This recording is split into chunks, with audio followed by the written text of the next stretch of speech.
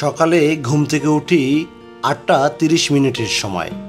Fresh ও খাওয়া দাওয়া শেষে শেওড়াপাড়ায় খালাতো ভাইয়ের বাসা থেকে যখন বের হই তখন সকাল 10টা বাজে।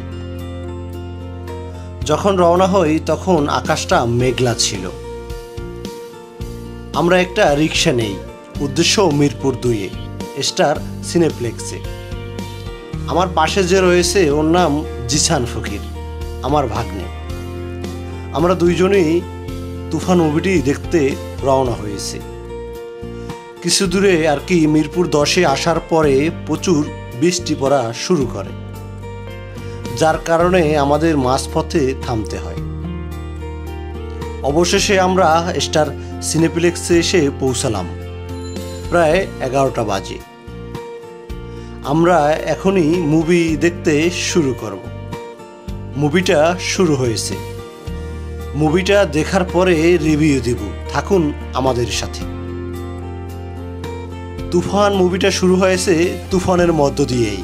প্রায় 2-3 মিনিট ছিল অসাধারণ। কোনো বাংলা সিনেমায় এত টুইস্ট থাকতে পারে তুফান না দেখলে আমি জানতামই না। আমার খুব আনন্দ হয় আমরাও বেস্ট কোয়ালিটির চলচ্চিত্র নির্মাণ করতে পারি। একটা পারফেক্ট এন্টারটেনমেন্ট মুভি বলতে যা বোঝায় তুফান ঠিক তাই। কি নেই এর ভিতরে। শুরু থেকে শেষ পর্যন্ত দর্শকের চোখ মুভি থিয়েটারের পর্দায় আটকে রাখবে বলে আমি মনে করি।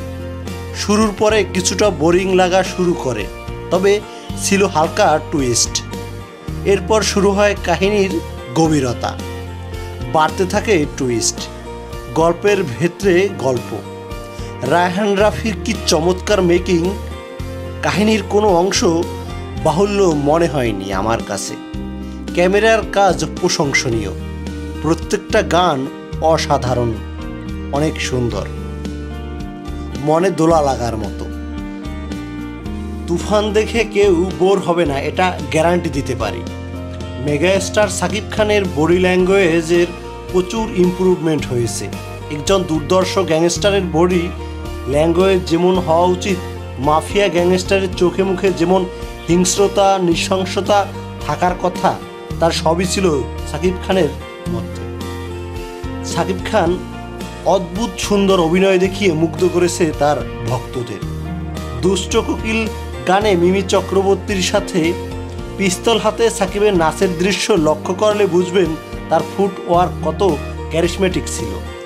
হিন্দি তামিল ফিল্মের হিরোদের মতো অ্যামেজিং ফুটওয়ার্ক ছিল। রায়হান রাফির কাছে দর্শকের প্রত্যাশা বেড়ে গেছে। ছবির ব্যাকগ্রাউন্ড মিউজিক ছিল ব্যতিক্রম। কোনো বাংলা ছবিতেই এমন রিদমের ব্যাকগ্রাউন্ড মিউজিক পাইনি আমি কখনো। চঞ্চল চৌধুরী আমাদের দেশের মহামূল্যবান সম্পদ। এই লোকটার চোখ মুখ নাক শরীর সবই একসঙ্গে অভিনয় করে। আমার দৃষ্টিতে তিনি বিশ্বমানের অভিনেতা। সিনেমার শেষ প্রান্তে চঞ্চল চৌধুরী টুইস্ট দেখে আমার মাথা হ্যাং হয়ে গেছে। ইনফ্যাক্ট সবার মাথাই হ্যাং হবে। সাকিবের নায়িকা হিসেবে অসামান্য রূপময়তায় ভরা মিমি চক্রবর্তী ছাড়া এই চরিত্র অন্য কাউকে মানাতো না। সেকেন্ড হিরোইন হিসেবে অভিনয় করেছেন মাসুমা রহমান নাবিলা। ভীষণ সুন্দর অভিনয় করেছে। আমি জানি না নাবিলা আগেও কোনো চলচ্চিত্রে অভিনয় করেছেন কিনা। তাকে দেখে মনে হয়েছে ঠিক যেন পাশের বাড়ির মেয়েটি। ডিরেক্টর রায়হান রাফির কাছ থেকে তুফানের মতো আরও মুভির আশা আমরা করতেই পারি। সত্যিই মন ভরে গেছে তুফান মুভি দেখে। ধন্যবাদ সাকিব খান।